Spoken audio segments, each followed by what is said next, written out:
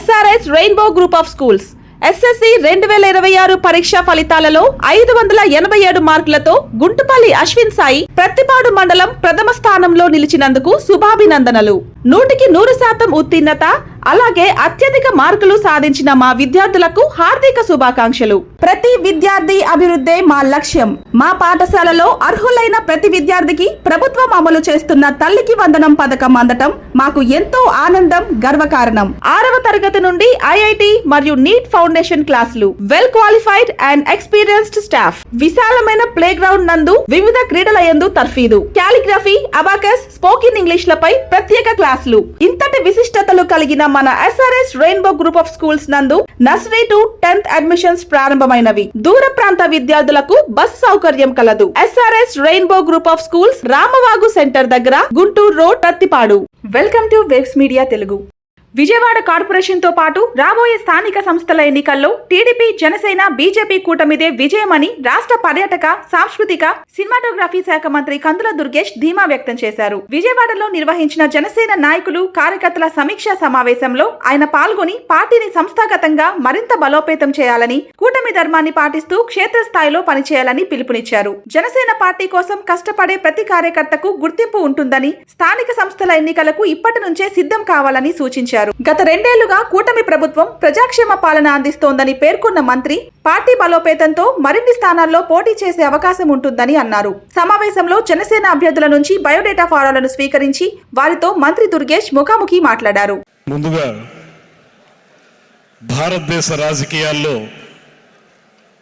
తనకంటూ ఒక ప్రత్యేక స్థానాన్ని పొంది ఇవాళ ఆదర్శవంతమైనటువంటి డిప్యూటీ ముఖ్యమంత్రిగా అందరి యొక్క ప్రశంసలు వేణోళ్ల అందుకుంటున్నటువంటి మన స్ఫూర్తి ప్రదాత, మన అధ్యక్షులు, మన నాయకులు శ్రీ కొణిదెల పవన్ కళ్యాణ్ గారికి మన అందరి తరపున కూడా ప్రత్యేకమైనటువంటి ధన్యవాదాలు తెలియజేస్తూ, ఈనాటి కార్యక్రమానికి అధ్యక్షత వహిస్తున్నటువంటి ఎన్టీఆర్ జిల్లా జనసేన పార్టీ అధ్యక్షులు శ్రీ సామినేని ఉదయభాను గారు, అదేవిధంగా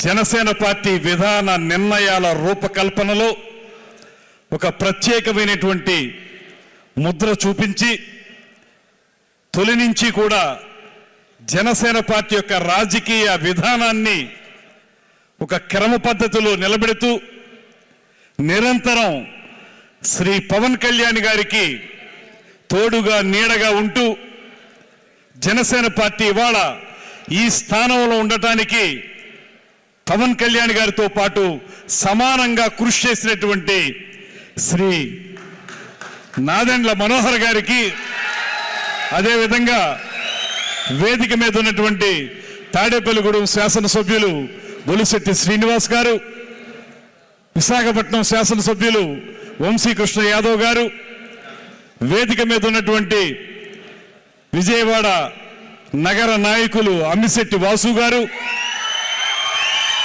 అదేవిధంగా వేదిక మీద ఉన్నటువంటి కేకే గారు, ముఖ్యంగా రాజకీయ విధానాల రూపకల్పనలో తన పాత్ర పోషిస్తూ శాసనమండలి సభ్యులుగా ఉన్నటువంటి శ్రీ హరిప్రసాద్ గారు, శ్రీ పెనుగొండ సుబ్బారాయుడు గారు, శ్రీ కళ్యాణం శ్రీనివాస్ గారు అనుకునేటువంటి కేకే గారు, వేదిక మీద ఉన్నటువంటి పాపారావు గారు, అదేవిధంగా ఇంకా వేదిక మీద మిత్రులు మండలి రాజేష్ గారు, మిత్రులు విజయవాడ వంశీ గారు, బొలిశెట్టి వంశీ గారు, ఇంకా వేదిక మీద ఉన్నటువంటి 50 మంది నాయకులతో పాటు అసలు మేము ఇలా వేదిక మీద ఉండటానికి, లేకపోతే కొన్ని పదవుల్లో ఉండటానికి, అందరం కలిసి జనసేన పార్టీని జెండాని ముందుకు తీసుకెళ్ళడానికి ప్రధాన కారకులు వేదిక మీద ఉన్న మేం కాదు, ముందు కూర్చున్న మీరే అనేటువంటి మాటని ఈ సందర్భంగా మనవి చేస్తూ, మీ అందరి వల్ల, మీ అందరి యొక్క సేవా నిరతి వల్ల జనసేన పార్టీ జెండా రెపరెపలాడాలనేటువంటి ఏకైక లక్ష్యంతో పనిచేసేటువంటి జనసేన పార్టీ కార్యకర్తలకి, జన సైనికులకి, వీర మహిళలందరికీ కూడా శిరస్సు వంచి నమస్సుమాంజలి తెలియజేస్తా ఉన్నా. ఒక కీలకమైనటువంటి దశలో చాలా అవసరమైనటువంటి సమావేశాన్ని ఏర్పాటు చేసినటువంటి శ్రీ పవన్ కళ్యాణ్ గారికి, శ్రీ నాదెండ్ల మనోహర్ గారికి ప్రత్యేకంగా నమస్కారాలు తెలియజేస్తూ, నేను కొన్ని రోజుల క్రితం విజయవాడ పార్లమెంటుకు సంబంధించి మనం ఏర్పాటు చేసుకున్న సమావేశంలో మీతో కలిసి వారం రోజులు పైబడి అనుక్షణం కలిసి పనిచేసినటువంటి సందర్భాన్ని గుర్తు చేస్తున్నాను. కింద కూర్చున్న వాళ్ళు అనేక మంది ఆ రోజున శ్రీ పవన్ కళ్యాణ్ గారు గుర్తించినటువంటి అనేక మంది జన సైనికులు, వీర మహిళలు ఆ కమిటీలో ఉన్నారు.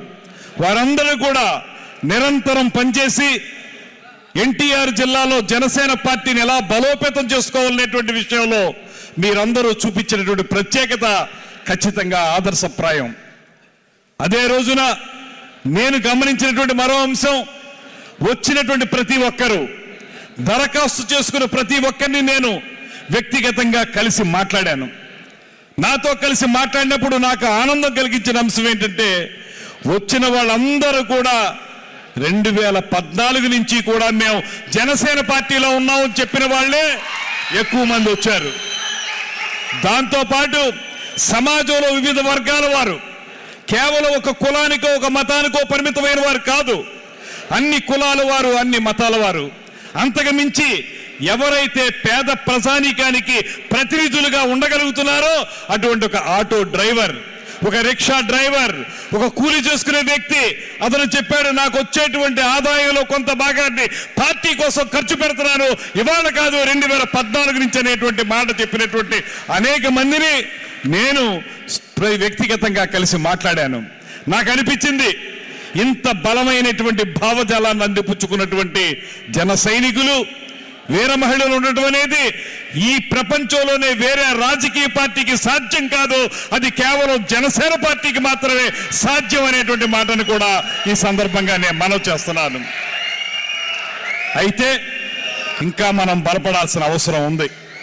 మరింతగా మనం క్షేత్రస్థాయిలో పనిచేసుకోవాల్సిన అవసరం ఉంది. మనలో చాలా మంది పేదరికంలో ఉన్నటువంటి వారు కార్యకర్తలుగా ఉన్నారు.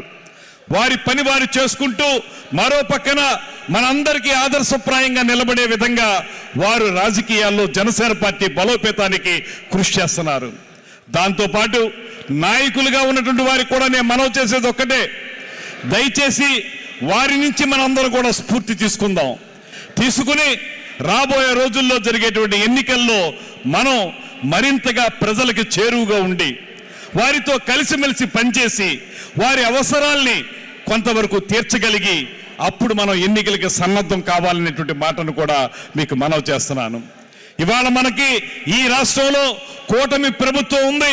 మీ అందరికీ తెలుసు, కూటమి ప్రభుత్వం కూడా ఏర్పడడానికి ప్రధాన కారకులు ఎవరనేటువంటి విషయం మీ అందరికీ తెలుసు.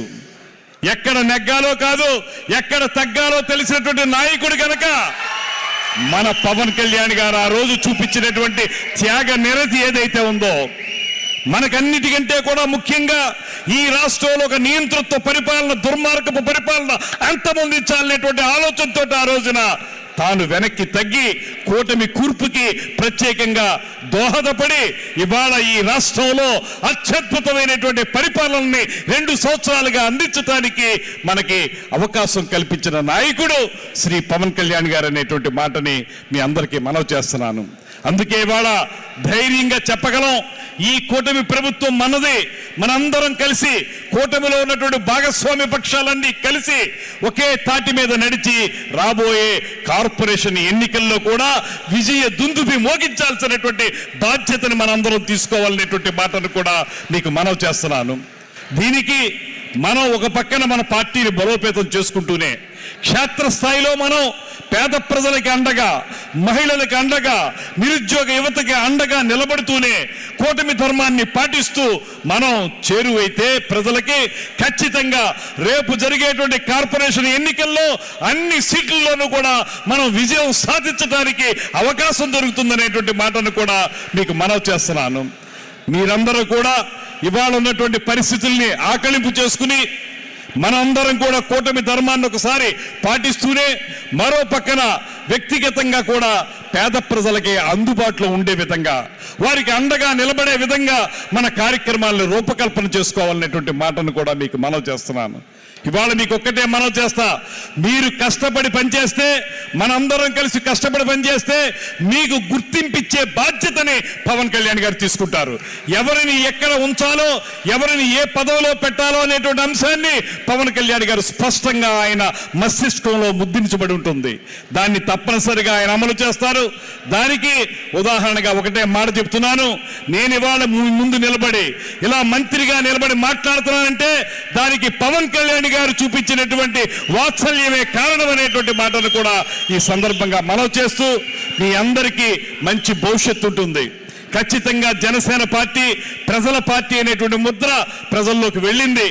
మీరు చూసుకుంటే నాదెండ్ల మనోహర్ గారు చేపట్టినటువంటి మంత్రిత్వ శాఖ, ఇవాళ ఆ శాఖ ద్వారా అనేక కార్యక్రమాల్ని ప్రజల మధ్యకు తీసుకువెళ్ళి, గతంలో లేనటువంటి ఎవరైతే రైతు తను ఆరుగాలం శ్రమించి పండించినటువంటి ధాన్యం చివరి గింజ వరకు కూడా కొనుగోలు చేసినటువంటి రైతుకి, కొనుగోలు చేసినటువంటి ధాన్యానికి సంబంధించి వెంటనే 24 గంటల లోపులోనే వారి ఖాతాల్లోకి డబ్బు జమ చేసేటువంటి కార్యక్రమాన్ని ఇవాళ సగర్వంగా మనం ప్రజల ముందు నిలబెడతా ఉన్నాం.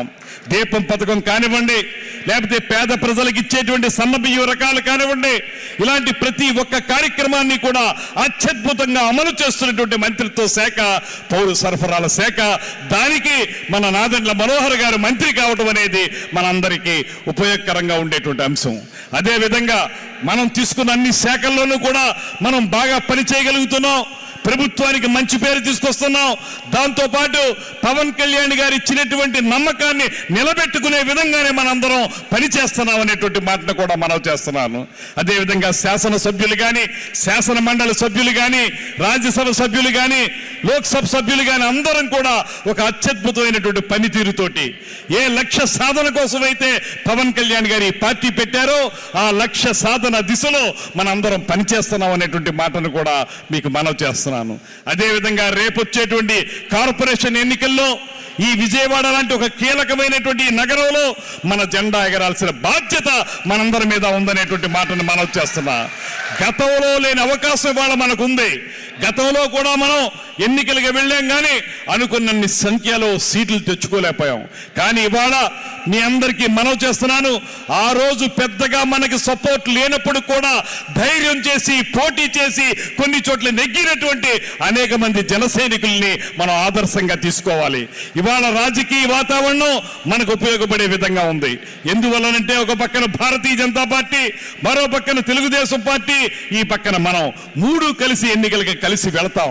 వెళ్ళినప్పుడు ఖచ్చితంగా విజయం సాధించేటువంటి అవకాశం 100% మనకి ఉంది అనేటువంటి మాటను కూడా మీకు మనవి చేస్తూ, ఆ రకమైనటువంటి కార్యాచరణతో ముందుకు వెళ్ళటం మాత్రమే కాకుండా మరో పక్కన పార్టీని బలోపేతం చేసుకోవటానికి కొద్దిగా ఈ సందర్భంలో అవసరమైన కాపాయిన ఒక్క మాట చెప్పాలి. మొన్న జరిగినటువంటి దరఖాస్తుల స్వీకరణలో ఇంకా ఎక్కువ స్వీకరించాల్సినటువంటి అవసరం ఉంది. ఇంకా ఎక్కువ దరఖాస్తులు రావాల్సినటువంటి అవసరం ఉంది. ఎందుకంటే అత్యంత చరిత్రాత్మకమైనటువంటి రాజకీయంగా చైతన్యవంతమైనటువంటి ఎన్టీఆర్ జిల్లాలో ఇంకా ఎక్కువ నాయకత్వం మనకు పెరగాల్సిన అవసరం ఉంది. ఆ నాయకత్వాన్ని పెంపొందించుకుందాం. రాబోయే ప్రతి ఎన్నికల్లో కూడా జనసేన పార్టీ కూటమిలో ఉంటూ విజయం సాధించే విధంగా కృషి చేద్దాం అనేటువంటి మాటని మరొక్కమారు మీ అందరికీ మనవి చేస్తూ, ఇంత మంచి కార్యక్రమాన్ని ఏర్పాటు చేసిన వారందరికీ ధన్యవాదాలు తెలియజేస్తూ, రాబోయే రోజుల్లో ఇదే పందాలో వెళదాం, ఇదే స్ఫూర్తితో వెళదాం, ఖచ్చితంగా విజయం సాధిద్దాం అనేటువంటి మాటని మరొక్కమారు మీ అందరికీ తెలియజేసుకుంటూ సెలవు తీసుకుంటున్నాను. నమస్కారం. జై హింద్, జై జనసేన.